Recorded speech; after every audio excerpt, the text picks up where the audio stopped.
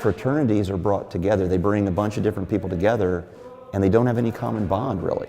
Christians, we already have a bond. We have a bond. We have an incredible bond, the best bond. Why can't we expand on that? There was no vision at the time, at least in my mind, of this going any farther than UT Austin. So I came to UT in 1983. UT at the time probably had about 3,000, what I'd say active, really living their faith believers. I was a Christian guy growing up, but really not on fire for Christ. I wasn't specifically interested in fraternity life, but when I came here, it started to immediately feel like this is a clash of cultures and ideas that I am not familiar with.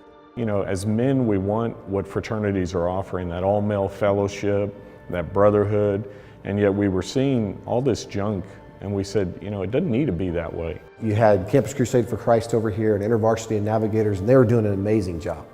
And then you had the frats on literally the other end of the spectrum.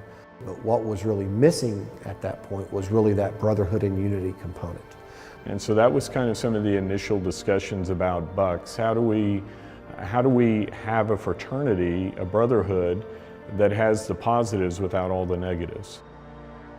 I remember this sort of belief that it had become unpopular to be a Christian, and Christians were fuddy-duddies, and because they didn't drink and weren't supposed to sleep around and didn't do weed or whatever, they didn't have fun. And if somebody said that, I love to prove them wrong. And finally we just said, let's just go ahead and have a party. The island party.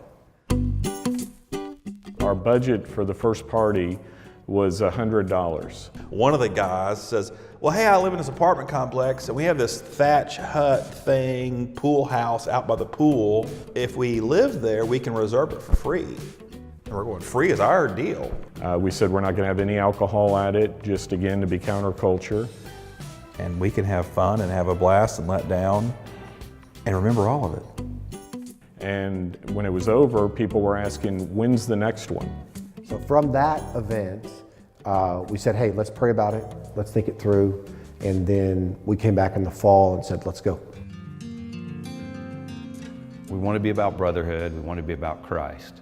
So it was like, I think we started that direction and worked backwards to the Beta Upsilon Chi. I had a passion for wanting to be the pledge captain, but I also wanted to make sure that if it was going to be a fraternity, that we did it right. We didn't have the hazing, we didn't have the drinking, we didn't have all the negatives that came along with the fraternity. Instead of having Hell Week, where the pledges were kind of harassed by the actives, we decided we were going to have Heaven Week.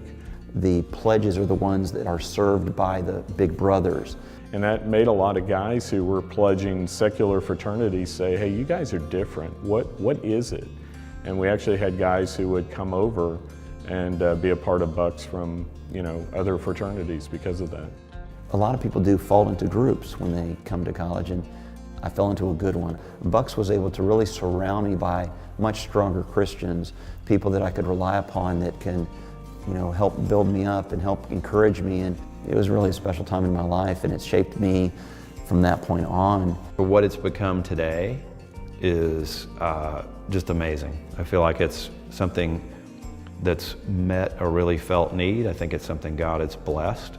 We'd love to have a chapter on every major college campus, but we know that's probably not realistic. But what we do want to do is when guys call us, when we make connections, we want to be able to have the resources in place to go in and help those guys get a chapter going that can be successful. And I think what has made BUCS so strong over the years is it's stuck with the core things. Brothers who know and love the Lord, who are helping each other to know and love the Lord. And so as long as BUCS continues to do that, I think God will bless it. And I would encourage you to consider giving a gift to the BUCS Foundation during this Founders Week to help spread the ministry of BUCS so that other men can enjoy the gift and the privilege that you and I have had in being a part of BUCS.